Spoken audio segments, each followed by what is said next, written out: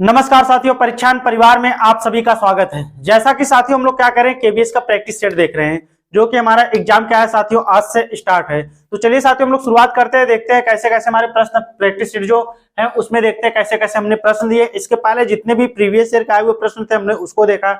इसके पहले 15 practice set हम लोग देख चुके हैं। जितने भी प्रश्न अब तक बने हुए हैं सब में एक एक करके क्या को हमने एक एक करके सारे देख लिए। तो चलिए साथियों शुरुआत करते हैं, उससे पहले देखते हैं हमारा थॉट क्या है। लिखा है साथियों, सपने सच करने के लिए आपको सपने देखने होंगे। सपने सच करने के लिए साथियों आपको सपने देखने होंगे। चलिए साथियों शुरुआत करते हैं, देखते हैं हमारा आज का पहला प्रश्न क्या है उसको देखते हैं। दिया है पहला प्रश्न, हम देख लेते हैं क्या लिखा है साथियों। दिया है सिद्धांत के रूप में रचनावाद क्या कहता है। सिद्धांत के रूप में रचनावाद या संरचनावाद क्या कहता है। ऑप्शन ए दिया है, सूचनाओं को याद करने और पुनः स्मरण द्वारा जांच करने पर क्या बल देता है। ऑप्शन बी है, शिक्षक के प्रभुत्वशाली भूमिका पर बल देता है।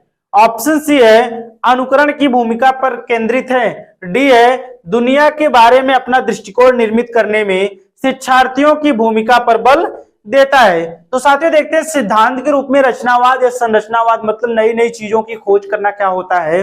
तो दुनिया के बारे में क्या होता है, सूचनाओं को याद करना, उसको ये सब चीजें नहीं होती साथियों। प्रभुत्वशाली भूमिका पर बल देता है, ये भी नहीं होगा आपका। और अनुकरण की भूमिका पर केंद्रित थी, बल्कि सबसे सटीक उत्तर का हमारा क्या होगा, दुनिया के बारे में अपना दृष्टिकोण निर्मित करने में शिक्षार्थियों की भूमिका पर क्या होता है, बल देता है। वही हमारा क्या होता है, संरचनावाद या रचनावाद कहलाता है। तो साथियों हमारा ऑप्शन डी जो होगा वही क्या होगा यहाँ पर सही होगा। कौन सा ऑप्शन सही होगा, ऑप्शन डी हमारा जो दिया वही सही होगा।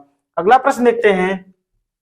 सृजनात्मक शिक्षार्थी वह है जो, सृजनात्मक शिक्षार्थी वह है जो क्या है साथियों, परीक्षा में हर बार अच्छे अंक प्राप्त करने के लिए योग्य हो। बी है, पार्श्व जैसे लेटरल चिंतन और समस्या समाधान में अच्छा हो। सी है, ड्राइंग और पेंटिंग में बहुत विलक्षण हो। डी है, बहुत बुद्धिमान है। तो सृजनात्मक शिक्षार्थी का मतलब क्या होता है, सृजन करने का मतलब क्या होता है कि नई नई चीजों नए नए परिणामों की खोज करना, अर्थात क्या होता है नए नए कार्यों को करना। तो परीक्षा में हर बार अच्छे प्राप्त करने के योग ये बातें नहीं होती साथियों। ड्राइंग और पेंटिंग में बहुत विलक्षण ये भी नहीं होगा साथियों, बहुत बुद्धिमान नहीं होगा, बल्कि क्या होगा उसके अंदर क्या होगी, पार्श्व चिंतन और समस्या समाधान, किसी भी समस्या के प्रति जो उसको क्या होगा समाधान करने की उसके अंदर योग्यता होगी, क्षमता विकसित होगी। साथियों हमारा जो बी ऑप्शन दिया है, पार्श्व जिसे लेटरल चिंतन और समस्या समाधान करने में क्या होगा वह अच्छा होगा। ऑप्शन बी हमारा जो दिया वही सही होगा। अगला प्रश्न देखते हैं। दिया है, अवधारणाओं का विकास मुख्य रूप से डैश डैश किस चीज का हिस्सा है। अवधारणाओं का विकास मुख्य रूप से किस चीज का हिस्सा है। ऑप्शन ए दिया है, क्या शारीरिक विकास का। बी है, क्या सामाजिक विकास का। सी है, संवेगात्मक विकास का। डी है, बौद्धिक विकास का। तो अवधारणाओं की बात करता है साथियों, तो ये किसमें आएगा, अवधारणा, किसी भी अवधारणा के प्रति क्या होता है, कोई भी चीजें अगर हमारा जो मूल्य जो कार्य जो निर्धारित किए गए हैं वो किसके अंतर्गत आता है, क्या शारीरिक विकास के अंतर्गत, क्या सामाजिक विकास, क्या संवेगात्मक, तीनों को मिलाकर हमारा क्या आ जाएगा, बौद्धिक विकास के अंतर्गत आता है। क्या साथियों, अवधारणाओं का विकास मुख्य रूप से बौद्धिक विकास का हिस्सा। ऑप्शन हमारा जो डी दिया है वही क्या होगा यहाँ पर सही होगा। अगला प्रश्न देखते हैं। व्यक्तिगत शिक्षार्थी एक दूसरे से किस रूप में भिन्न होते हैं। व्यक्तिगत शिक्षार्थी एक दूसरे से किस रूप में भिन्न होते हैं। ऑप्शन ए दिया है, विकास क्रम के रूप में। बी दिया है, विकास की सामान्य क्षमता के रूप में।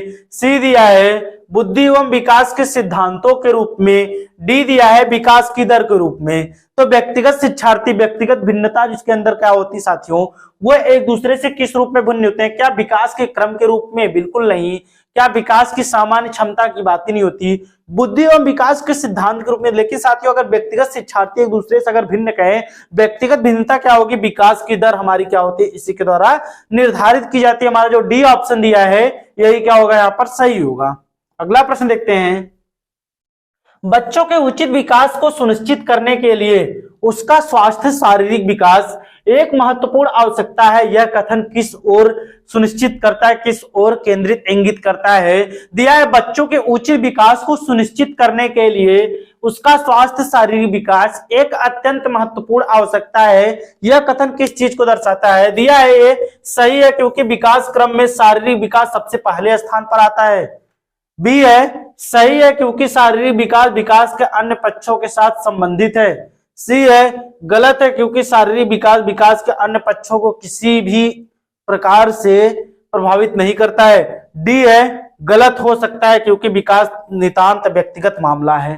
तो किसके परिप्रेक्ष्य में पूछा साथियों, तो सही है क्योंकि विकास क्रम में शारीरिक विकास सबसे पहले स्थान पर आता है। बिल्कुल सही नहीं होगा साथियों, गलत होगा क्योंकि शारीरिक विकास विकास के अन्य पक्षों को किसी भी तरह का प्रभावित नहीं करता, ये भी सही गलत है।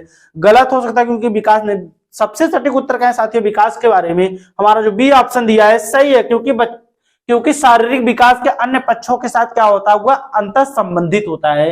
क्या पूछा था, बच्चों के विकास को सुनिश्चित करने के लिए उसका स्वास्थ्य शारीरिक विकास एक महत्वपूर्ण भूमिका निभाता है किसमें, तो ये सही है क्योंकि शारीरिक विकास विकास के अन्य पक्षों के साथ क्या होता है, अंतर संबंधित होता है। तो ऑप्शन हमारा जो बी दिया है वही क्या होगा यहाँ पर सही होगा।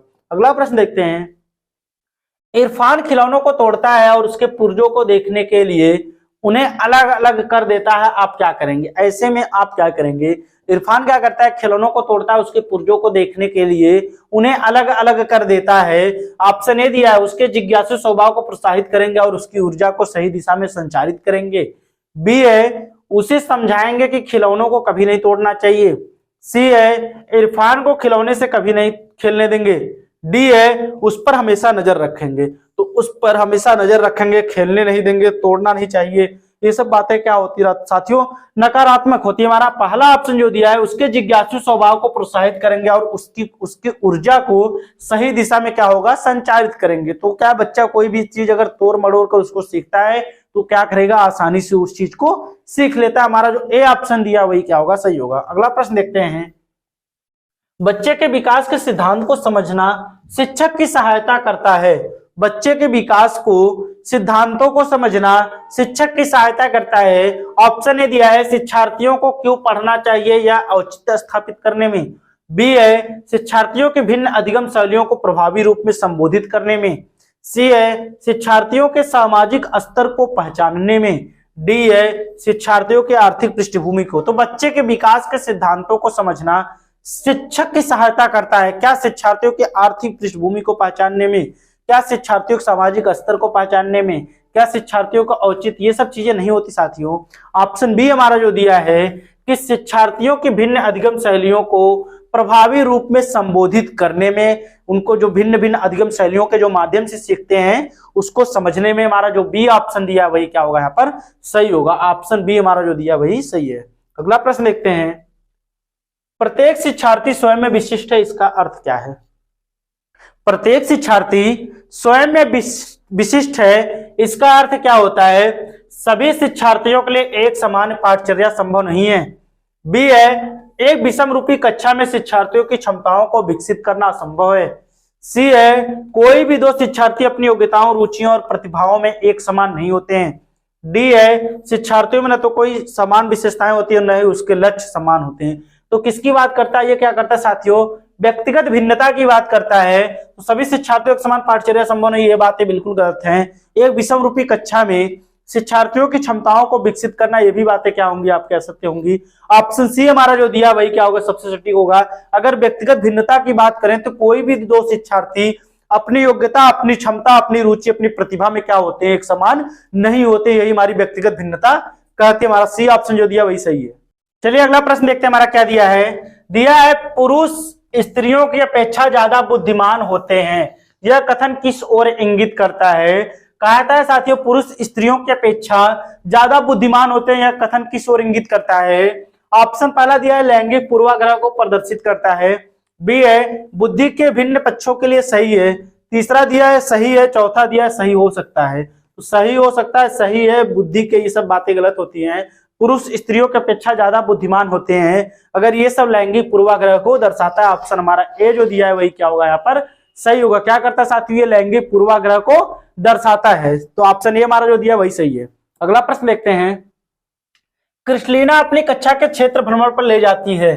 क्रिस्टलीना अपनी कक्षा को क्षेत्र भ्रमण पर ले जाती है और वापस आने पर अपने विद्यार्थियों के साथ भ्रमण पर चर्चा करती है। यह किस ओर संकेत करता है। ऑप्शन ए दिया है आकलन के लिए सीखना। बी है आकलन का सीखना, सी है सीखने का आकलन, डी है सीखने के लिए आकलन। तो क्रिस्टलिना क्या होती है, अपने कक्षा के अपने विद्यार्थियों को सीखने के लिए ले जाती है, मतलब कहाँ ले जाती है, भ्रमण पर ले जाती है, कहीं ले जाती है। बच्चे जब वहां से आते हैं तो वो क्या पूछती है कि आपने क्या क्या चीजें वहां देखा, क्या क्या आपने सीखा, क्या क्या चीजें वहां पर हो सकती हैं, ये सब चीजों का क्या अध्ययन किया।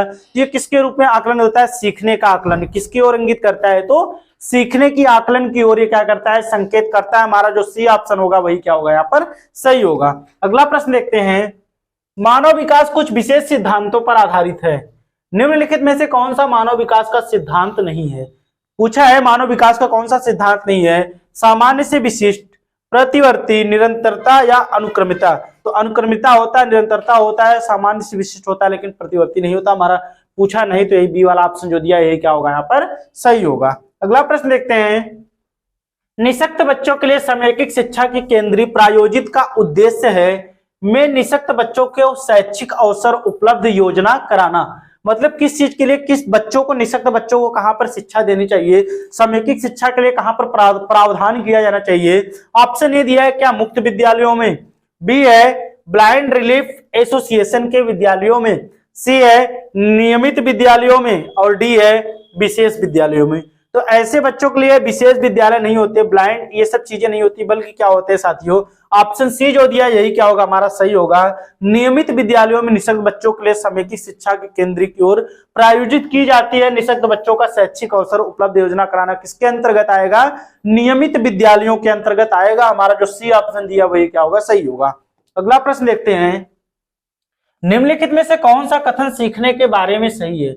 निम्नलिखित में से कौन सा कथन सीखने के बारे में सही है। ऑप्शन ए दिया है, सीखने के किसी भी चरण पर सीखना संवेगात्मक कारकों से प्रभावित नहीं होता है, बी है सीखना मूल रूप से मानसिक क्रिया है, सी है बच्चों द्वारा की गई त्रुटियां यह संकेत करती है कि किसी तरह का सीखना नहीं हुआ है, डी है सीखना उस वातावरण में प्रभावित होता है जो संवेगात्मक रूप से सकारात्मक हो और शिक्षार्थियों को संतुष्ट करने वाला हो। अगर बात करें तो कौन सा कथन सीखने के बारे में सटीक उत्तर होगा, तो सीखने के किसी भी चरण में सीखना संवेगात्मक कारकों से प्रभावित होता है, बिल्कुल गलत है। सीखना मूल रूप से मानसिक प्रक्रिया है, बच्चों द्वारा त्रुटि गई सीखना, ये सीखना नहीं हुआ, ये सब बातें क्या है, असत्य है। डी ऑप्शन जो दिया यही सत्य होगा साथियों। सीखना उस वातावरण में प्रभावी होता है जो संवेगात्मक रूप से सकारात्मक हो और शिक्षार्थियों को संतुष्ट करने वाला हो। हमारा जो डी ऑप्शन दिया यही क्या होगा यहाँ पर सही होगा। अगला प्रश्न देखते हैं, मूल्यांकन का मुख्य उद्देश्य होना चाहिए। मूल्यांकन का मुख्य उद्देश्य होना चाहिए, क्या होना चाहिए। ऑप्शन ए ये दिया हुआ निर्णय लेना कि विद्यार्थियों को अगली कक्षा में प्रोन्नत किया जाना चाहिए, बी है सीखने में होने वाली कमियों का निदान और उपचार करना, सी है शिक्षार्थियों की त्रुटियां निकालना, डी है शिक्षार्थियों की उपलब्धि को मापना। तो अगर बात करते हैं असेसमेंट अर्थात मूल्यांकन का मुख्य उद्देश्य क्या होता है, क्या शिक्षार्थियों की उपलब्धि का पता लगाना, क्या त्रुटियां निकाला या निर्णय लेना विद्यार्थी को अगली कक्षा में प्रोन्नत किया जाना चाहिए, ये सब नहीं होता। मूल्यांकन का मुख्य उद्देश्य क्या होता है, ऑप्शन बी जो दिया है सीखने में होने वाली कमियों का निदान करना, निदान के बाद क्या करना, उसका उपचार करना। मूल्यांकन का सबसे मुख्य उद्देश्य यही होता है। ऑप्शन बी हमारा जो दिया है वही क्या होगा यहाँ पर सही होगा। अगला प्रश्न देखते हैं, शिक्षार्थी जो पहले सीख चुके हैं उसकी पुनरावृत्ति और प्रत्यास्मरण में शिक्षार्थियों की मदद करना महत्वपूर्ण है, क्योंकि कहता साथियों कि शिक्षार्थी जो पहले सीख चुके हैं उसकी पुनरावृत्ति और प्रत्यास्मरण में शिक्षार्थियों की मदद करना महत्वपूर्ण है, क्योंकि ऑप्शन ए दिया है पूर्व पाठों को दोहराने का यह एक प्रभावी तरीका है, बी है यह शिक्षार्थियों की स्मृति को बढ़ाता है जिससे सीखना सुदृढ़ होता है, सी है वह किसी भी कक्षा अनुदेशन के लिए एक सुविधाजनक शुरुआत है, और डी है नई जानकारी को पूर्व जानकारी से जोड़ना सीखने को समृद्धशाली बनाता है। ऑप्शन हमारा जो डी दिया है अगर बात करें तो यही क्या होगा सही होगा कि नई जानकारी को पूर्व जानकारी से जोड़कर सीखना सीखने को क्या करता है, समृद्धशाली प्रभावशाली बनाता है। हमारा जो डी ऑप्शन दिया यही क्या होगा सही होगा। अगला प्रश्न देखते हैं, सृजनात्मक उत्तरों के लिए आवश्यकता होती है, सृजनात्मक उत्तरों के लिए किस चीज की आवश्यकता होती है। ऑप्शन ए दिया मुक्त उत्तर वाले प्रश्न, बी दिया है एक अत्यंत अनुशासित कक्षा, सी दिया है प्रत्यक्ष शिक्षण एवं प्रत्यक्ष प्रश्न, और डी दिया है क्या विषय वस्तु आधारित प्रश्न। डी क्या दिया है विषय वस्तु आधारित। अगर सृजनात्मक उत्तर की बात करें तो उसके लिए क्या आवश्यक, क्या विषय वस्तु आधारित प्रश्न आवश्यक है? ये सब चीजें नहीं होते, उसके लिए मुक्त उत्तर वाले प्रश्न आवश्यक होते हैं साथियों। ठीक है, मुक्त उत्तर वाले प्रश्न जो होते हैं इससे बच्चों में, सृजनशील बच्चों में ये पाए जाते हैं। तो हमारा जो ऑप्शन ए दिया है वही क्या होगा यहाँ पर सही होगा। अगला प्रश्न देखते हैं, शिक्षार्थियों को के लिए प्रोत्साहित नहीं करना चाहिए, मतलब शिक्षार्थियों को किस चीज के लिए प्रोत्साहित नहीं किया जाना चाहिए? क्वेश्चन हमारा कहता है शिक्षार्थियों को के लिए अर्थात डैश डैश के लिए अब प्रोत्साहित नहीं किया जाना चाहिए। ऑप्शन हमारा पहला दिया है अधिक से अधिक पाठ्य सहगामी क्रियाओं में हिस्सा लेने के लिए। बी है शिक्षक जो करने पूछ सकते हैं उन सभी प्रश्नों के उत्तर याद करने। सी है कक्षा के अंदर और बाहर अधिक से अधिक प्रश्न पूछने। डी है समूह कार्य में दूसरे शिक्षार्थियों के साथ सक्रिय रूप से अंतःक्रिया करने में। तो को प्रोत्साहित नहीं करना चाहिए, अधिक से अधिक पाठ्य सहगामी क्रियाओं में बिल्कुल प्रोत्साहित करना चाहिए। कक्षा के अंदर और बाहर अधिक से अधिक प्रश्न पूछने, इसके लिए भी प्रोत्साहित करना चाहिए। समूह कार्य में दूसरों के साथ सक्रिय रूप से अंतःक्रिया करके अंतर संबंध होकर सीखना चाहिए, ये भी सही है। लेकिन शिक्षक जो प्रश्न पूछे उन सभी प्रश्नों के उत्तर याद करना, याद करने की बात ये नहीं कहता। हमारा जो बी ऑप्शन दिया वही क्या होगा यहाँ पर सही होगा। अगला प्रश्न देखते हैं, निम्नलिखित में से कौन सा रचनात्मक आकलन के लिए उचित उपकरण नहीं है? निम्नलिखित में से कौन सा रचनात्मक आकलन के लिए उचित उपकरण नहीं है? ऑप्शन ए दिया है सत्र परीक्षा, बी दिया है प्रश्नोत्तरी और खेल, सी दिया है दत्तकार, डी दिया मौखिक प्रश्न। तो मौखिक प्रश्न, प्रश्नोत्तरी और खेल, सत्र परीक्षा, ये सब की चीजें क्या होती हैं? रचनात्मक आकलन के लिए उचित उपकरण मानी जाती। नहीं पूछा है तुम्हारा क्या हो जाएगा? सी ऑप्शन दिया है दत्तकार, यही क्या होगा नहीं होगा। ऑप्शन सी हमारा जो दिया है दत्तकार, यही क्या होगा यहाँ पर नहीं होगा। अगला प्रश्न देखते हैं, विद्यार्थियों के सीखने में जो रिक्तियां रह जाती है उनके निदान के बाद क्या होना चाहिए? विद्यार्थियों के सीखने में जो रिक्तियां रह जाती हैं उनके निदान के बाद क्या होना चाहिए? ऑप्शन ए दिया है सभी पाठों को व्यवस्थित रूप से दोहराना चाहिए।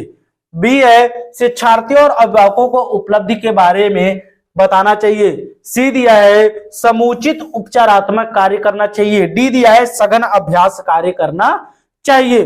बात किसके परिप्रेक्ष्य में करता है? तो विद्यार्थियों को सीखने में जो रिक्तियां रह जाती हैं उसके निदान के बाद क्या होना चाहिए? मतलब निदान कहने का मतलब क्या होता है? उसके कारणों, उसके गुणों दोषों आदि चीजों का क्या होता है? पता करना।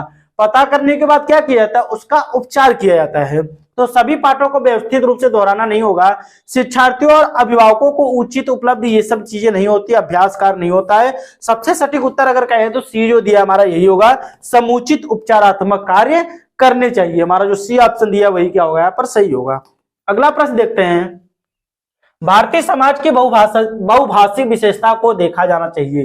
भारतीय समाज की बहुभाषिकता को किस रूप में देखा जाना चाहिए? ऑप्शन ए दिया है विद्यार्थियों को सीखने के लिए प्रेरित करने के लिए शिक्षक योग्यता की चुनौती के रूप में।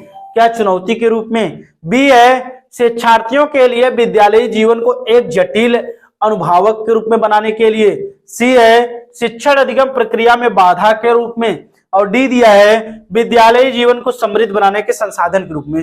तो बहुभाषिकता विशेषता की बात करता तो ये सब चीजें ऐसे नकारात्मक वर्ड आपको मिल गए। ऑप्शन हमारा जो डी दिया है वही क्या होगा सही होगा। सबसे सटीक उत्तर कहें विद्यार्थी जीवन को समृद्धशाली बनाने के लिए संसाधन के रूप में प्रयोग की जाती है। ऑप्शन डी हमारा जो दिया वही क्या होगा यहाँ पर सही होगा।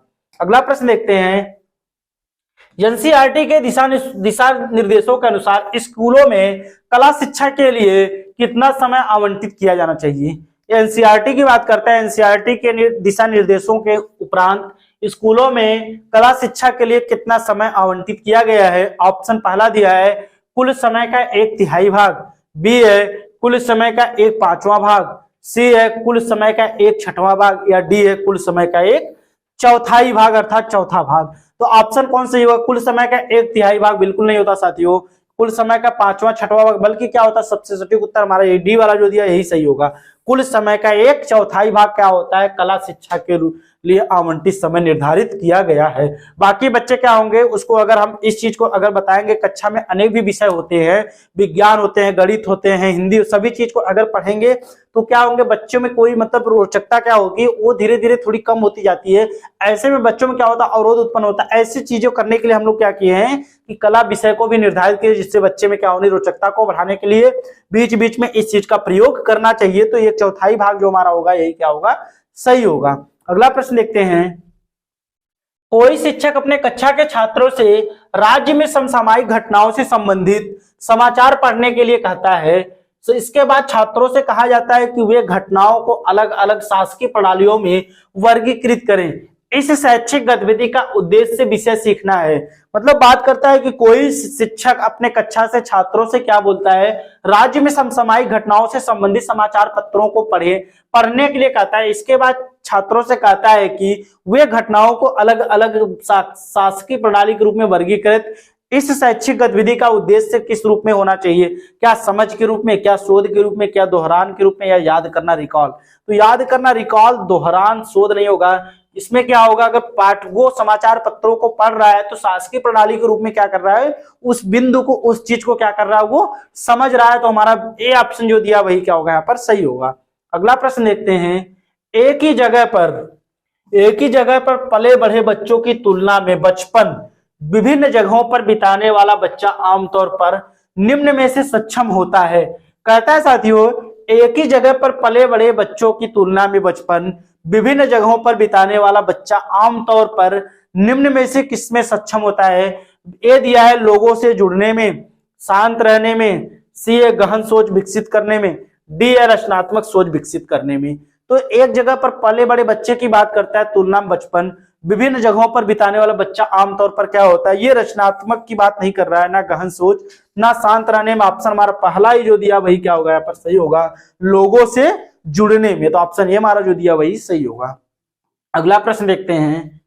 यह कथन किसने कहा है कि गणित के बारे में बहुत सा ज्ञान प्राप्त करने से उपयोगी यह है कि किसी चीज में गणित का उपयोग किस प्रकार से किया जाना चाहिए। तो कहता है यह कथन किसने कहा है कि गणित के बारे में बहुत सा ज्ञान प्राप्त करने से उपयोगी यह है कि किस चीज में गणित का उपयोग किया जाना चाहिए। ऑप्शन ए दिया है जॉर्ज पोल्या, बी दिया है डेविड व्हीलर, सी दिया है महात्मा गांधी, डी दिया है जाकिर हुसैन। तो ये किसका कोटेशन है, किसकी परिभाषा है, क्या जॉर्ज पोल्या की है, बिल्कुल नहीं, महात्मा गांधी की भी नहीं, जाकिर, बल्कि किसकी है, डेविड व्हीलर की है। किसकी है ये, डेविड व्हीलर की। हमारा जो बी ऑप्शन दिया वही क्या होगा, यहाँ पर सही होगा।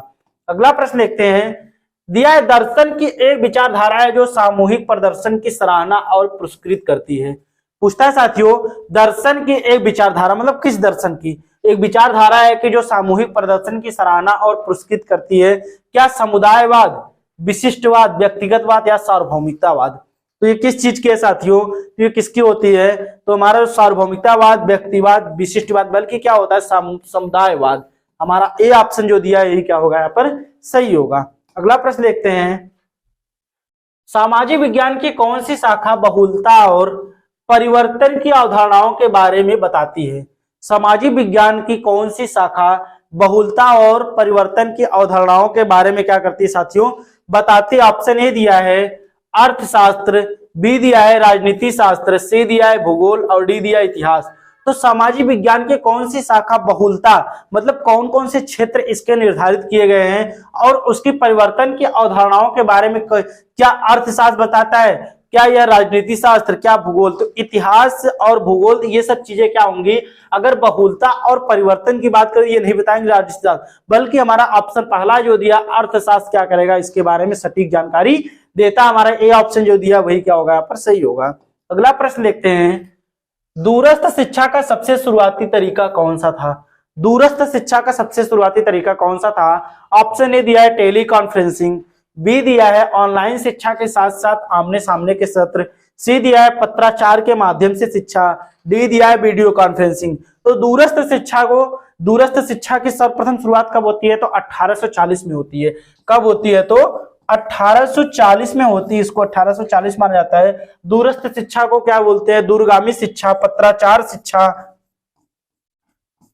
दूरगामी शिक्षा के नाम से भी जानते हैं, पत्राचार शिक्षा। इसके बाद मुक्त शिक्षा,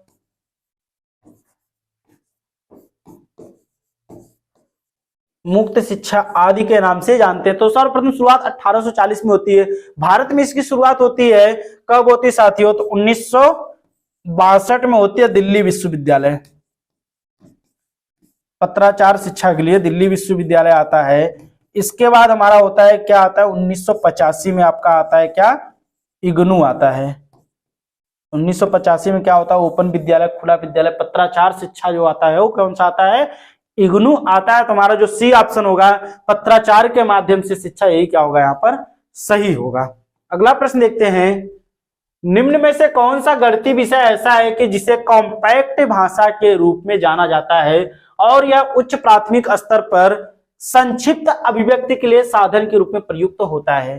तो क्या वह क्षेत्र मिति होती है, क्या संख्या अंकन होता है, क्या बीजगणित होता है, कि अवकल समीकरण होता है? तो संख्या पद्धति क्षेत्र मिति नहीं होती साथियों, ये हमारा क्या होता है? सबसे पहले बीजगणित जो हमारा है, यही क्या होगा यहाँ पर? सही होगा।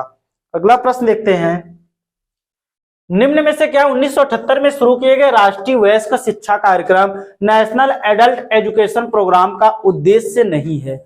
नेशनल एजुकेशन प्रोग्राम का उद्देश्य नहीं है एडल्ट एजुकेशन, अर्थात कहें साथियों एनएईपी के बारे में पूछता है। तो इसकी शुरुआत कब होती है? सर्वप्रथम इसकी शुरुआत होती है 2 अक्टूबर 1978 से। 2 अक्टूबर 1978 से इसकी शुरुआत होती है साथियों। और इसका जो सबसे मुख्य अगर लक्षण कहें तो इसमें क्या होता है साथियों? 15 से 35 वर्ष के जो वयस्क हैं,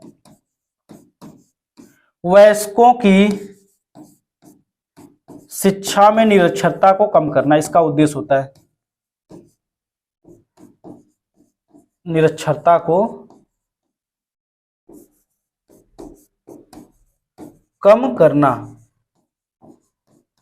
तो इसकी शुरुआत कब होती है? एनएईपी की साथियों, तो कब होती है? अर्थात इसका फुल फॉर्म क्या होता है? नेशनल एडल्ट एजुकेशन प्रोग्राम, एनएईपी की 2 अक्टूबर 1978 को। इसका मुख्य उद्देश्य होता है 15 से 35 वर्ष के जो वयस्क रहते हैं, जो शिक्षा से वंचित रहते हैं, उनको क्या करना होता है? शिक्षा में निरक्षरता, जो उनकी निरक्षरता होती है उसको कम करना। तो पूछा है, उद्देश्य नहीं होता, साक्षरता को बढ़ावा देना उद्देश्य होता है, कार्यात्मक क्षमताओं को बढ़ावा देना उद्देश्य होता है, जागरूकता को बढ़ावा देना उद्देश्य, लेकिन रोजगार सृजन की बढ़ावा, ये सब चीजें नहीं कहता साथियों। नहीं पूछा तो हमारा डी ऑप्शन जो दिया वही क्या होगा यहाँ पर? सही होगा। अगला प्रश्न देखते हैं, एक शिक्षक कक्षा 4 के बच्चों को एक गतिविधि किट देकर एक प्रायोगिक गतिविधि का संचालन किया। कक्षा के सभी बच्चों ने इस गतिविधि को पूरी तरीके से भाग लिया। शिक्षक के लिए सुनिश्चित करने का सबसे अच्छा तरीका क्या होगा कि छात्रों ने गतिविधि से अप्रेरित शिक्षा प्राप्त की है? ऑप्शन ए दिया है, उनसे सवाल पूछें। बी है, साथियों और शिक्षकों के साथ चर्चा आयोजन करें और बच्चों के व्यक्तिगत विचारों को प्रतिबंधित होने दें। सी है, उन्हें एक वर्कशीट दे और हल करने के लिए कहें। डी है, बच्चों को कक्षा के सामने एक करके अपने अनुभव साझा करने के लिए कहें। तो साथियों इसमें पूछता है कि कोई भी चीज अगर बच्चा स्वयं से करके अगर अपने अनुभव को करेगा, अपने अनुभव को साझा करेगा, बच्चा कोई भी चीज स्वयं से करके सीखेगा, तो वही उत्तर क्या होगा? हमारा सटीक होगा। हमारा जो डी दिया है वही उत्तर यहाँ पर सबसे सटीक उत्तर माना जाएगा। ये थे साथियों हमारे 30 प्रश्न जो क्या हुए? कंप्लीट हुए। आप हमारे चैनल को अगर सब्सक्राइब नहीं किए तो साथियों आप हमारे चैनल को सर्वप्रथम सब्सक्राइब कर लें, हमारे वीडियो को लाइक करें, कमेंट करें, सबसे महत्वपूर्ण सूचना आप हमारे वीडियो को जमकर शेयर कीजिए। आपको साथियों कोई भी डाउट हो आप कमेंट सेक्शन में पूछ सकते हैं। तो साथियों हमारा साथ देने के लिए आप सभी का बहुत बहुत धन्यवाद।